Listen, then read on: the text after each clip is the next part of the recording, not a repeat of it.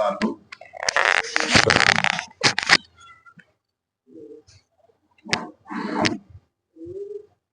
حضرت علامہ مولانا مفتی صاحب قبلہ تشریف لا چکے ہیں اور اب انشاءاللہ تعالی درس قرآن شریف شروع ہوگا۔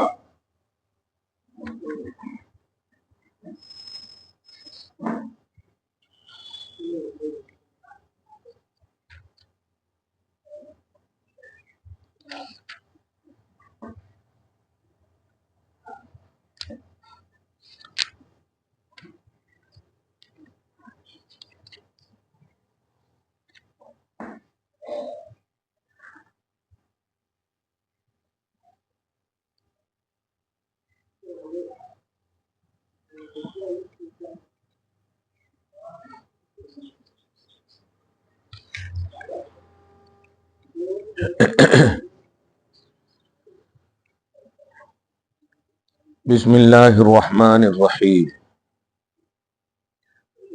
نحمدہ ونصلی ونسلم علی حبیبہ ونبیہ ورسولہ الکریم الامین العزیز الرؤوف الرحیم وعلی آلہ واصحابہ الافضلین الاکرمین اجمعین، اما بعد فاعوذ باللہ من الشیطان الرجیم، بسم اللہ الرحمن الرحیم۔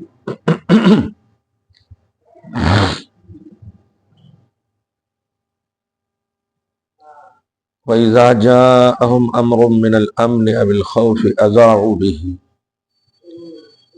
صدق اللہ العظیم۔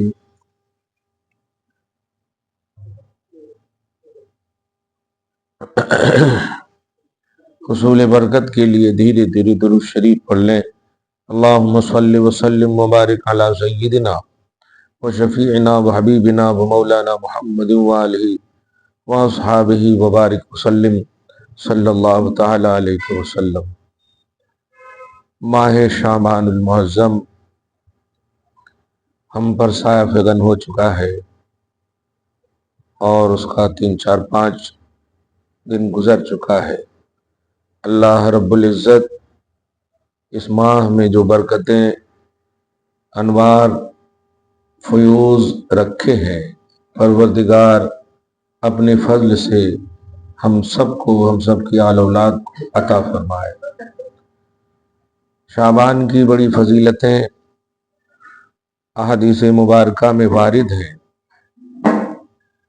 اس کی سب سے بڑی فضیلت یہ ہے کہ اس مہینے کو اللہ کے نبی صلی اللہ علیہ وسلم نے اپنا مہینہ کہا ہے، شعبان میرا مہینہ ہے۔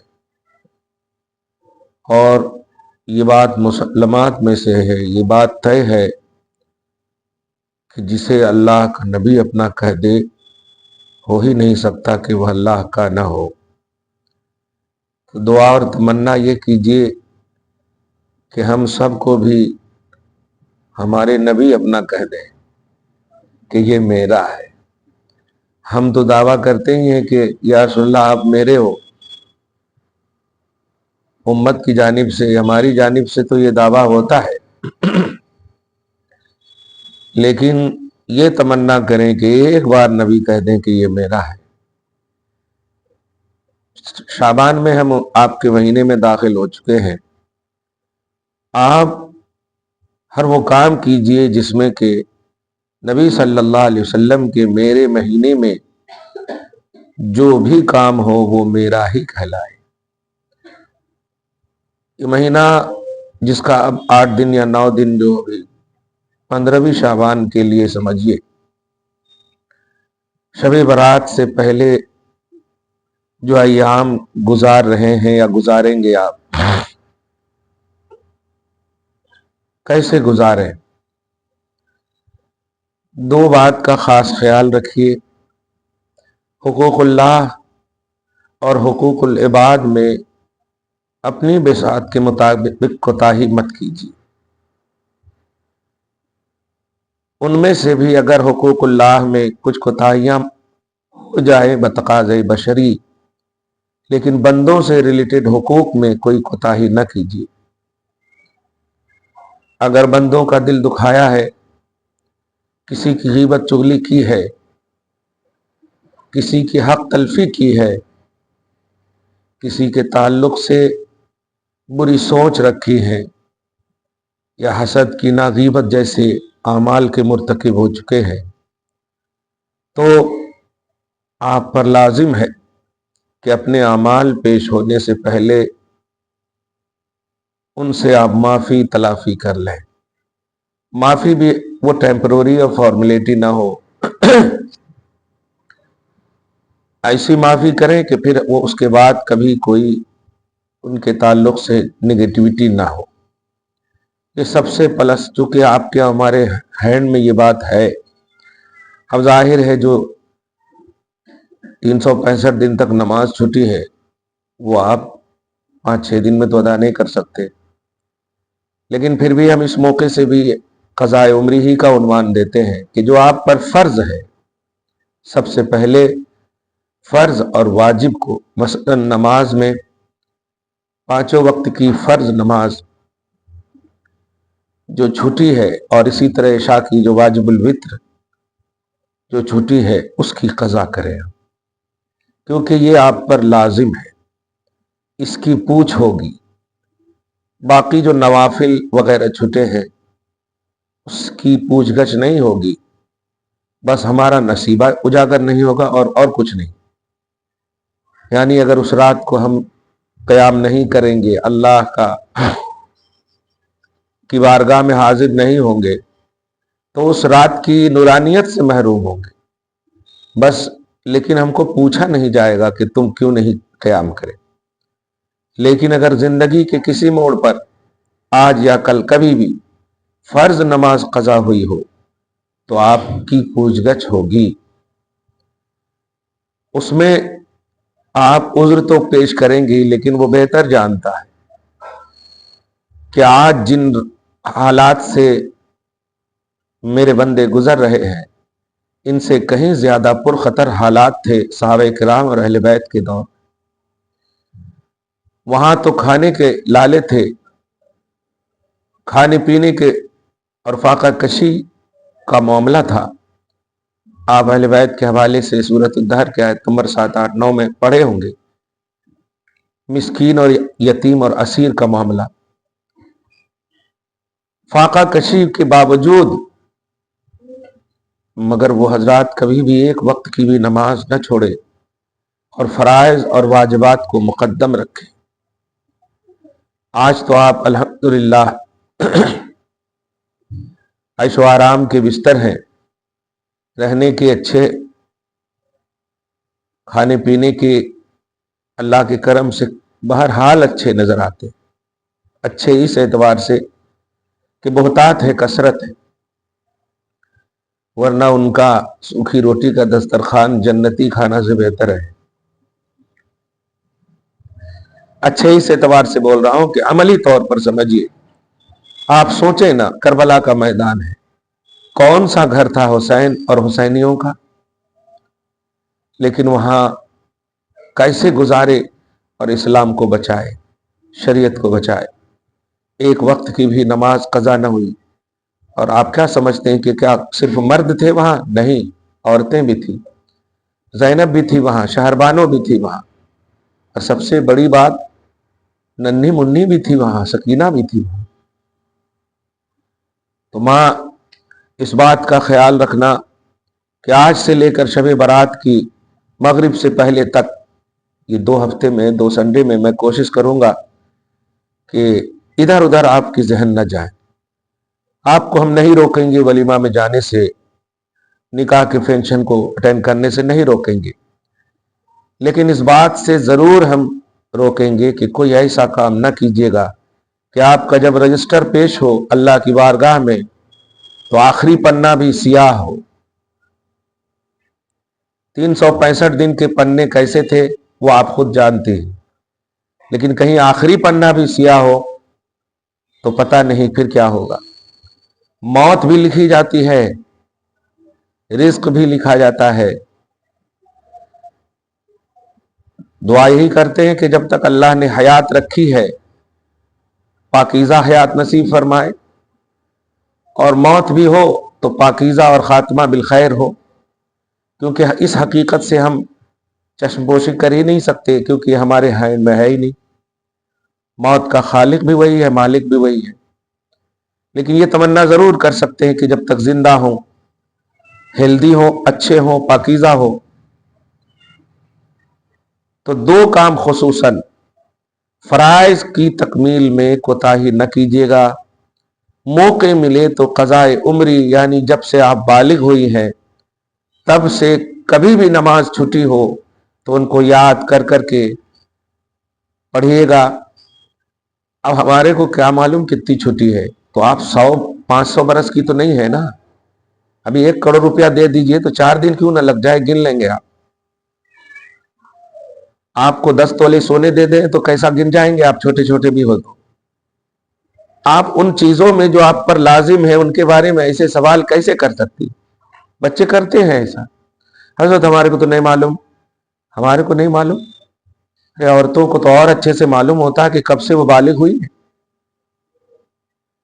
تو جب سے بالغ ہوئی ہے، بالغ ہونے کے بعد جب آپ پر نماز فرض ہوئی تو اب آپ کو یاد رکھنا ہے کہ ایک دن میں جو 5 وقت کی نماز تھی، آپ ایک گیس کر کے، آپ ایک تخمینہ کر کے سمجھیے، ممکن ہو تو لکھ لیں کہ ہاں آج ہماری عمر 30 سال ہے، مجھ پر نماز 12 سال سے فرض ہوئی اور میں تقریباً 15 سال پڑھی ہوں، تو 12-15 اچھا 3 سال کی قضا ہوئی۔ دیکھیں آٹومیٹک ہوگی، 3 سال کی قضا ہوئی۔ یہ تخمینہ، کیونکہ بندہ جب کوشش کرتا ہے نا تو ریئلٹی نہ بھی ہو تو اللہ اس کوشش کا نیکی کے کام میں ضرور اجر دیتا ہے۔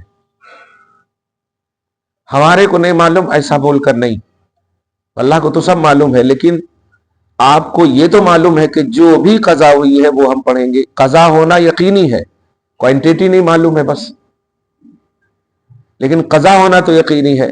گویا قرض ہے نا آپ پر اللہ کا، تو آپ اس کو پھیڑیے۔ ایک سوال یہاں پر یہ ہوتا، اللہ پھر غفور الرحیم ہے، واہ، رزق کے کھانے کے وقت غفور الرحیم یاد نہیں آیا؟ جب جسم و توانائی اور طاقت دیا تو غفور الرحیم یاد نہیں آیا؟ ایسا نہ کیجیے، ون وے لائف نہ گزاریے۔ جہاں اللہ غفور الرحیم ہے وہیں اللہ قہار بھی ہے، وہیں اللہ سریع الحساب بھی ہے۔ آپ صرف غفور الرحیم پر ایمان لائے ہیں؟ نہیں، آپ آل ان آل اللہ اور اس کی ذات صفات سب پر ایمان لائے۔ آمنت باللہ و ملائکتہ و کتبہ و رسلہ، تمام کتابوں پر، آسمان پر، صفات پر، ذات پر، سب پر آپ نے ایمان لایا۔ اور جب ایمان لایا مطلب بلیو کیا ہے، تو اس کی قہاریت کو بھی بلیو کیا ہے آپ نے، اس کے سریع الحساب ہونے کو بھی بلیو کیا، یعنی وہ اللہ عذاب بھی دینے والا ہے، وہ اللہ حساب بھی لینے والا ہے، وہ صرف غفور الرحیم نہیں ہے۔ آپ کو اللہ کی رحمت اور اللہ کے عذاب کے بیچ میں کھڑا رہنا ہے، یعنی آپ کو امید رحمت بھی ہو اور خوف الہ بھی ہو۔ ایسا نہ ہو کہ صرف امید رحمت ہو اور خوف الہ نہ ہو۔ ایمان نام ہی ہے دونوں کے درمیان کھڑے ہونے کا، امید و بیم بولتے، خوف و امید کے درمیان کھڑے رہنے کا نام ایمان ہے۔ اللہ نے اگر آپ کو دیا ہے، اللہ کے شاکر رہیں، شکر گزاری کریں، اور نہیں دیا ہے تو اللہ سے طلب کریں، شکوہ نہ کریں۔ بہرحال آج کی آیت نمبر 83 کے ذریعے سے بڑی اچھی آیت ہے۔ گزشتہ آیت تو ماشاءاللہ اسلام کو ہماری ضرورت ہے، نہیں ہمیں اسلام کی ضرورت ہے، اس پر بڑی اچھی بات ہوئی، اور اس کا رسپانس خاص طور سے گلف میں، ہاں 3-4 سعودی عرب کے فون آئے مجھ کو، ہاں واہ واہ واہ واہ، ایسا واہ واہ مت کرو، عمل کرو اس پر۔ آج جو آیت نمبر 84 ہے، اس کا فرسٹ پارٹ پڑھ رہا ہوں میں۔ اذا جاءہم امر من الامن، جب امن کی بات آتی، اب الخوف یا خوف کی بات آتی، اذاعوا بہ، تو اس کو مشہور کر دیتے۔ اب اس کو مشہور کر دیتے ہے تو اس کا پس منظر خاص کہ منافقین جو ہوتے تھے اور دشمنان اسلام جو ہوتے تھے، ساتھی ہوتے تھے ایمان والوں کے، تو ایمان والوں کو جب کبھی فتح حاصل ہوتی، کامیابی اور سکسیسفل ہوتے، تو اس کو بھی اس لیے شیئر کر دیتے کہ چونکہ بظاہر منافقین کلمہ گو ہوتے تھے تو کچھ ہم کو بھی مل جائے گا مال غنیمت کہ میں بھی تمہارے ساتھ ہوں. اور اگر فتح و نصرت نہ ملتی اور خوف کا عنوان ہوتا تو اس کو بھی اس لیے شہرہ دے دیتے تھے تاکہ ان کو یہ واہ واہی ملے کہ دیکھو میں بولا تھا نا، دیکھو میں بولا تھا نا. تو ہر دو اس میں ان منافقین کا نظریہ یہ ہوتا تھا کہ بس اسلام کو ذلت ہو، مسلمانوں کو ذلت ہو. آج آپ اپنے ملک کا جائزہ لیں، اپنے بھارت کا جائزہ لیں تو آپ کو یہ بات 100+ نظر آئے گی کہ اگر مسلمان کوئی بھی کام کرتا ہے، کوئی بھی کام اگر وہ اچھا ہو یا برا ہو، ہر دو کام کو نگیٹو انداز میں پیش کرتی ہے میڈیا. آج ایک چھوٹی سی مثال دے رہا ہوں. ابھی ہمارے MIM والے مہاراشٹر میں بہت اچھا پردرشن کرے، یعنی اچھی سیٹیں لائے، لیکن آپ میڈیا میں دیکھیں گے بڑے بڑے جو تم تراک انداز میں حاضر ہوتے ہیں میڈیا میں، ان کی زبان پر ان کا نام نہیں ہے. ہاں اس طرح سے ضرور ہے کیوں جیتے آپ، یہ ضرور. تو مسلمانوں کا معاملہ ایسا ہو گیا ہے. اس کا مطلب یہ زمانہ کوئی دور نہیں ہے اس زمانے سے جو منافقین کا زمانہ تھا. دشمنان اسلام ہمیشہ آپ کو زیر کرنے کے لیے، مسلمانوں کو پسپا کرنے کے لیے ہمیشہ ہتھیار لیے رہتے ہیں، ڈالے نہیں رہتے. اور آپ ہم خواب غفلت میں ہیں. لیکن یاد رکھیے گا، یقیناً وہی جملہ کہوں گا کہ آپ کو اسلام کی ضرورت ہے، اسلام کو آپ کی ضرورت نہیں ہے.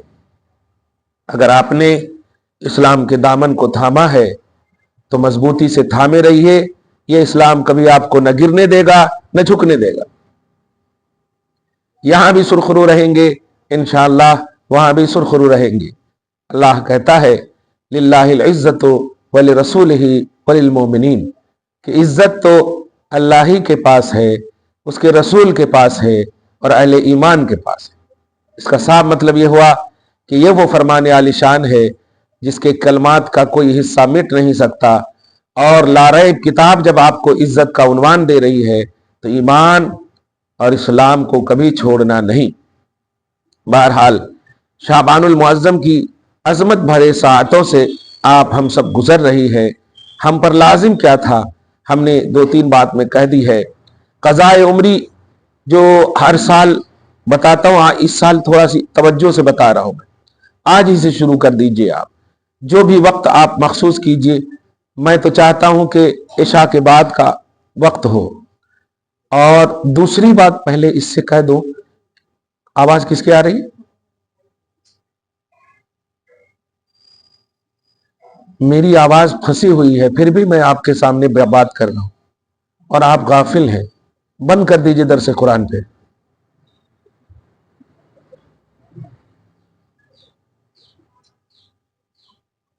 آپ کو جتنی عزت کی بات کہی جاتی ہے اتنی ہی آپ مجھے ذلیل کرتے ہیں.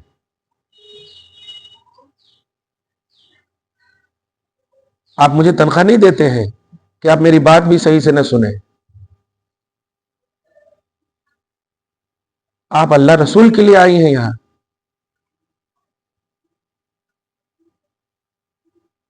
آئندہ خیال رکھیے گا، یہ آخری وارننگ ہے آپ کو. قرآن کی بے ادبی، درس قرآن کی بے ادبی ایمان کو تباہ کر دیتی ہے. آپ کو شعور بھی نہیں ہوگا.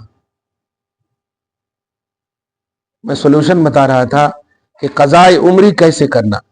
فرض کریں آج سے ہی ہم نے اگر شروع کر دیا تو عشاء کے بعد 10 منٹ میں 8 رکعت، مطلب ایک دن کی نماز تو پڑھ ہی سکتے ہیں. 4 رکعت ظہر، 4 رکعت عصر، 4 رکعت عشاء، 3 رکعت مغرب، 2 رکعت فجر. اور عشاء میں جو وتر واجب الوتر ہے اگر 5 منٹ مل لیں تو 20 سے 30 منٹ انشاءاللہ، آدھا گھنٹہ. چلو آدھا گھنٹہ ہم موبائل دیکھنا تھوڑا بند کر دیتے ہیں. تو آدھا گھنٹہ کم سے کم نکالیں اور ایک دن کی نماز شروع تو کر دیجئے. اگر محبت ہو گئی نا نماز سے تو انشاءاللہ پھر اور وقت بھی آپ کو مل جائے. جب آپ اللہ سے محبت کریں گے نا تو یہ امپاسبل ہے کہ اللہ آپ سے محبت نہ کرے. جب نبی سے محبت کریں گے تو یہ امپاسبل ہے کہ نبی محبت نہ کرے. لیکن محبت میں سچائی ہو, محبت میں فراڈ نہ ہو, دھوکہ نہ ہو. اور محبت میں سچائی یہ ہے کہ محبوب کی ہر ادا کو مانی جائے. آپ دیکھیں نا, ہم اپنی اولاد کی ہر خواہش کیوں پوری کرتے ہیں؟ ان سے محبت کرتے ہیں. ہماری اولاد بھی وفادار اگر ہو تو باپ ماں کی خواہش کی اتباع کرتے ہیں. محبت کا تقاضا یہی ہے. تو اگر آپ نماز سے محبت کر لی, قضاء عمری کے باب میں کہہ رہا ہوں, تو یاد رکھیے گا کہ پھر آپ سے نماز بھی محبت کرنے لگے گی. اور جس دن آپ سے نماز محبت کرنے لگے, سبحان اللہ, تو پھر یو پی اور بہار کی کڑاکے کی ٹھنڈی بھی آپ کو متاثر نہیں کر سکتی. حیدرآباد میں تو الحمدللہ اتنی ٹھنڈی نہیں. خالی بہار کی ٹھنڈی کے بارے میں بتاؤں آپ کو, آپ اپنے جیب سے ہاتھ نہیں نکال سکتے. پانی کے لیے ہاتھ بڑھانے تو دور کی بات ہے, صدری میں جب ہاتھ رکھ دیں تو نکال نہیں سکتے. ایسا ایک دم لوہا بن جاتا. کتنا گرم کریں گے پانی, 5 وقت کے لیے پانی. خیر جس کے یہاں گیزر کا سسٹم ہے ممکن ہے, چلو یہ ٹھنڈی ہے. مگر واقعی دیکھا میں نے کہ ہر وقت مسجد آباد رہتی تھی اور بھرے پڑے رہتے تھے الحمدللہ. حیدرآباد اور ادھر تو 2 in 1 کھانا اور ناشتہ کرتے ہیں. اٹھیں گے 12 بجے تو صبح کا بھی ناشتہ اور دوپہر کا کھانا بھی کھا لیں گے. ایسا ہے وہاں. میں نے دیکھا وہاں کی عورتوں کو پابندی کے ساتھ فجر کے بعد پوری فیملی کے لیے ناشتہ بناتے. 3 وقت کا جو نظام ہے, صبح ناشتہ بناتے پابندی کے ساتھ, پھر دوپہر کا کھانا, پھر شام کا. میں مطلب دل سے ایک دم دعا نکلتی تھی, یا اللہ واہ. اور کچھ بھی کسی کو کوئی تکلیف نہیں. جب کسی چیز سے محبت ہو جائے نا تو وہ بھی آپ سے محبت کرنے لگتی ہے. اور جب محبت ہو جائے تو محبت میں تکلیف نہیں ہوتی.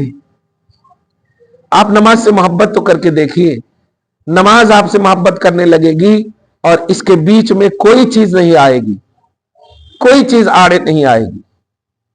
نہ ولیمہ, نہ نکاح, نہ فینشن, نہ موبائل, کچھ نہیں. کیونکہ محبوب اور محب کے درمیان کوئی چیز آڑے نہیں آتی. جو جس سے پیار کرتا ہے نا بس اس سے پیار کرتا ہے. صحابہ اہل بیت کا یہی کانسیپٹ تھا. صحابیات یہی تو بولی تھی نا, بتاؤ شوہر بھائی, وہ بعد میں بتانا محمد ہے کہ نہیں صلی اللہ علیہ وسلم. ایک سجدے سے خاتون جنت کی پوری رات گزر جاتی تھی. کیسا سجدہ تھا یا اللہ. وہاں شیطان بہت بری طرح پیچھے لگ جائے گا, کیونکہ جب بات اچھی کہی جاتی نا تو شیطان بھی بڑا لگ جاتا. میں نے وہ بات کہی ہے کہ اس کو ایک لفظ میں سمجھو کہ آپ کا حساب پیش ہو رہا, ہمارا نہیں. 365 دن تک کیا کرے وہ پیش ہو رہا ہے. پیش کرنے والے فرشتے ہیں اور جس کے پاس پیش ہو رہا وہ اللہ ہے. یہاں رشوت اور ڈونیشن دے کر کے کم بیش نہیں کر سکتے, نمبر نہیں بڑھا سکتے, کیونکہ یہاں ہے ہی نہیں لے جانے والے انسان. فرشتے پیش کر رہے ہیں اور اللہ کی بارگاہ میں پیش ہو رہا. اس بات کو کان میں کھوس کر کے 10 دن گزارو. بظاہر میرے جملے سخت ہوں گے تو آپ اسے دور کر دو. آپ سوچو کہ آپ کے اور ہم سب کے عمل پیش ہو رہے ہیں. یہاں باپ, بھائی, بہن, بیٹی, میں تو کا مسئلہ ہی نہیں ہے, سب کا مسئلہ ہے. ابھی دیکھیے نا, کل آگ لگی نا کہیں, کوئی مرے بھی, اللہ خیر کرے.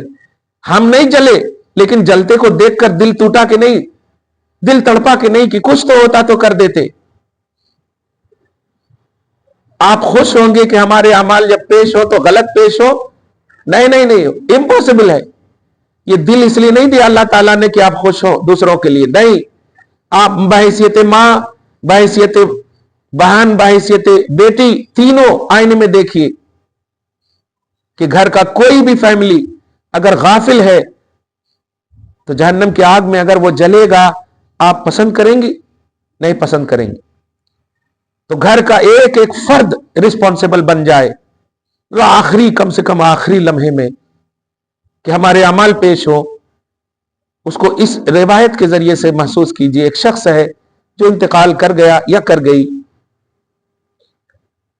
اس نے کہا انتقال کے بعد مجھے دفنانا نہیں، مجھے جلا کر کے میری راکھ کو اڑا دینا۔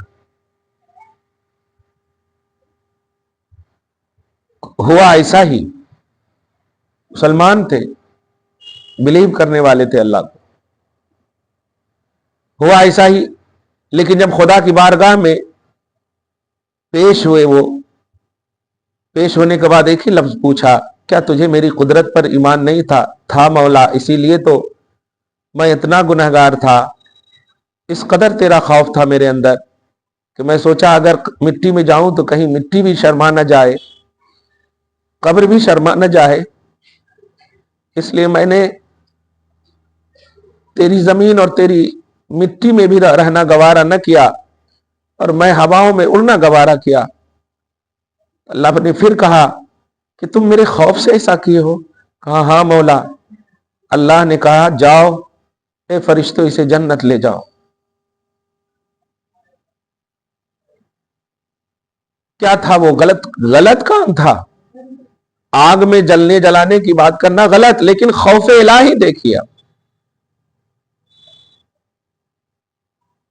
آپ جب شروع کریں گی قضاء عمری تو آپ ایک بات دعا میں ضرور یاد رکھنا ہے، اللہ مجھے پورے طور پر کوانٹیٹی تو نہیں معلوم، لیکن یہ عاجز بندی تیری بارگاہ میں حاضر ہے، اپنی طاقت کے مطابق اس قرض کو پھیرنے کی کوشش کر رہی ہے، باقی تو ہی ہے مولا۔ اس کا صاف مطلب یہ ہوا کہ اگر اس درمیان میں نہ بھی رہی اور تیرا قرضہ رہا تو اللہ پاک اس وقت تم سے بھی یہی کہے گا، تو چاہتی تھی نہ مکمل کرنا، ہاں جا، اسی چاہت کی بنیاد پر میں نے تجھے معاف کر دی۔ اٹریکشن تو دکھائیے۔ جس دور سے گزر رہی ہے ماں، یہ دور بہت فتنوں کا دور ہے، ہر طرف سے فتنے ہیں اسلام پر، مسلمانوں پر، عالمی سطح کے فتنے، ملکی سطح کے فتنے، شہری سطح کے فتنے، خانگی سطح کے فتنے، ہر طرح سے۔ آج تمہاری اولاد تمہاری نافرمانی کرتی ہے، دل نہیں ٹوٹتا تمہارا، لیکن افسوس ہے دل ٹوٹتا ہے تو دوسروں سے شکوہ کرتی ہو، جبکہ دل ٹوٹے تو نبی کی طرف جھکو، دل ٹوٹے تو خدا رسول کی طرف جھکو، دوسرے لوگ ایڈوائزری دیں گے، مصطفیٰ سولوشن پیش کریں گے، تمہارے پرابلم کو وہ دور کریں گے۔ جب بھی کوئی تکلیف ہو، پریشانی ہو آپ کو، تو اللہ رسول کی طرف جھکو، آپ دنیا والوں کی طرف ادھر ادھر کیوں جاتی ہو؟ وہ تو ہمیشہ کہہ رہا ہے جو نہ کھانے سے پاک ہے، پینے سے پاک ہے۔ وہ ہم تو کماتے ہیں تو کھاتے پیتے بھی ہیں، ہم فائدہ بھی حاصل کرتے ہیں اپنی کمائی سے، لیکن اللہ رب العزت تو وہ مالک ہے جو کھلاتا تو ہے، کھاتا نہیں ہے، پلاتا تو ہے، پیتا نہیں ہے، وہ نفس سے پاک ہے، خواہشات سے پاک ہے۔ وہ اللہ کہہ رہا ہے اے میری بندی، تو مجھ سے جب نہیں مانگتی ہے تو مجھے تکلیف ہوتی ہے، اور جب تم مانگتی رہتی ہے، جب میری بارگاہ میں جھکتی رہتی ہے تو مجھے بڑی خوشی حاصل ہوتی ہے، حاصل نہیں، مجھے بڑی خوشی ملتی ہے، بڑی خوشی ہوتی ہے۔ سورۃ الفتح کی لاسٹ آیت کریمہ میں آپ دیکھو تو صحابہ اور صحابیات، ان عظیم جماعت کی تعریف کیا اللہ پاک نے اس طرح کہ تراہم رکعا سجدا یبتغون فضلا من اللہ ورضوانا، کہ جب اللہ کے نبی صلی اللہ علیہ وسلم کے سچے غلام صحابہ اہل بیت اور ان کے گھر والوں اور ان کی فیملیوں کو دیکھو گے تو جب بھی دیکھو گے تو یا تو وہ حالت رکوع میں ہوں گے یا حالت سجدہ میں ہوں گے۔ یہ شان بیان کی جا رہی ہے ان لوگوں کی لیکن آج اچانک اگر ہم آپ کے گھر میں گھس جائیں تو کچھ ملے یا نہ ملے، صوفہ پر بیٹھ کر موبائل ضرور ہاتھ میں ملے گا آپ کے، کچھ ملے یا نہ ملے گپے، کچھ ملے یا نہ ملے بے تکی باتوں میں مشغولیت، یہ ضرور ملے گی۔ اس لیے قرآن نے ان صحابہ کرام کو یہ کہہ کر کیا ذہن دیا ہے آپ کو، دیگر تمام آیتوں کو آپ دیکھیں گی تو کہیں پر یدعون ربہم خوفا وطمعا، کہ وہ اللہ کے عذاب سے ڈرتے ہوئے اور اللہ کی امید، رحمت سے امید کرتے ہوئے اللہ کو پکارتے رہتے ہیں۔ کہیں پر بالغداۃ والعشی یریدون وجہہ، اللہ کی رضا چاہتے ہوئے صبح و شام وہ اللہ کی عبادتوں اور دعاؤں میں رہتے ہیں۔ کیا یہ ان کا کوئی معاذ اللہ ناٹک تھا یا ٹیمپرری عنوان تھا؟ اگر یہ ہوتا تو قرآن میں ان کی تعریف ہوتی ہی نہیں۔ اللہ اپنے ازلی کلام میں ان کی تعریف، ان کی اداؤں کی تعریف، حرکتوں کی تعریف کیوں کر رہا ہے؟ اور آپ اچھے سے جانتی ہو کہ کامیاب دور وہی دور ہے، خیر القرون وہی دور ہے، بہترین بیسٹ سنچری وہی سنچری ہے۔ اپنی تعریف چاہتی ہو کہ مجھے میرا رب اپنی زبان میں، اپنے کلام میں تعریف کرے، تو اپنے وقت کو اس کے لیے گزارو، کیونکہ اس وقت کو اس نے ہی دیا ہے۔ اگر تم نے وقت کی قدر نہ کی تو وقت تمہاری قدر نہیں کرے گا۔ قدر والی ہونے کے لیے ضروری ہے کہ تم وقت کی قدر کرو، کیونکہ یہ وقت جب چلا جائے گا تو پھر کبھی لوٹ کر نہیں آئے گا۔ لیکن جو لمحے تم نے اللہ اس کے رسول کی رضا کے لیے گزاری ہے، وہ وقت ضرور تمہارے پاس لوٹ کر آئے گا، اور وہ وقت ہوگا قبر کا، وہ وقت ہوگا حشر کا۔ تمہیں خود محسوس نہیں ہوگا، تم سوچو گی کہ ہماری زندگی سے یہ معاملہ ڈیلیٹ ہو گیا ہے، لیکن اللہ پاک قادر ہے، وہ ریکور کرنے جانتا ہے۔ محسوس بھی نہیں کرو کہ آپ ماہ اللہ ماہ، یہ ماہ بڑا عظیم مہینہ ہے۔ حضرت عائشہ کہتی ہیں کہ میں نے اپنے نبی کو صلی اللہ علیہ وسلم اس ماہ سے اہتمام کے ساتھ، توجہ کے ساتھ کنٹینیو روزہ رکھتے ہوئے میں نے دیکھا ہی نہیں۔ محسوس یہ ہوتا تھا کہ کبھی روزہ چھوڑیں گے ہی نہیں۔ سوال یہ ہے کہ کیوں روزہ رکھتے تھے؟ ارے کھانا پینا اچھا ہے نا، بھوکا رہنا کیسا اچھا ہے؟ جانتے ہیں ایک نقطہ بتاؤں جو کشف کا نقطہ ہے، تصوف کا نقطہ ہے۔ نقطہ یہ ہے کہ جب انسان بھوکا رہتا ہے نا تو اللہ کو زیادہ یاد کرتا ہے۔ ابھی ہمارے بچے اور بچیاں تھوڑی سی دیر ہو جائے کھانا پکانے میں، ممی اللہ بڑی بھوک لگی ہے، بولتے ہیں کہ نہیں؟ لیکن جب پیٹ بھرا ہوا ہو نا تو اللہ یاد نہیں آتا، پھر تو ڈکار یاد آتے یا نیند آتی۔ تو روزہ رکھنا یہ ذہن دیا اللہ کے نبی صلی اللہ علیہ وسلم نے کہ بولنے والے تو بولیں گے کہ اللہ کو یاد کرو، اللہ کو یاد کرو، میں سولوشن، پریکٹیکلی سولوشن دے رہا ہوں۔ اللہ کو یاد کیسے کرو گی؟ تو دیکھو تاجدار انبیاء جنت کا کھانا جن کے لیے انتظار کرے وہ بھوکا رہ رہا ہے، وہ روزہ رکھ رہا ہے۔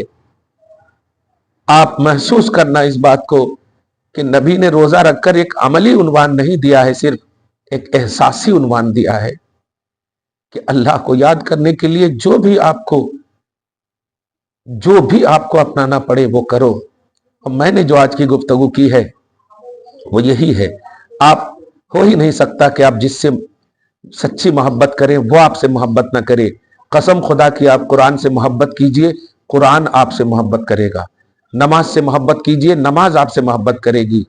یہ امپاسبل ہے کہ ون سائڈڈ محبت ہو۔ دین کے معاملے میں جس سے آپ محبت کریں گی آپ سے وہ محبت کرے گا۔ نبی فرماتے ہیں کہ انت مع من احببت، یہاں بھی اور وہاں بھی تم کو اسی کے ساتھ رکھوں گا جس سے تم محبت کرتی ہو۔ دعا ہے اللہ تعالیٰ آج کی گفتگو کو قبول فرمائے اور ہم سب کو عظیم ماہ کی برکتوں اور رحمتوں اور سعادتوں سے مالا مال فرمائے۔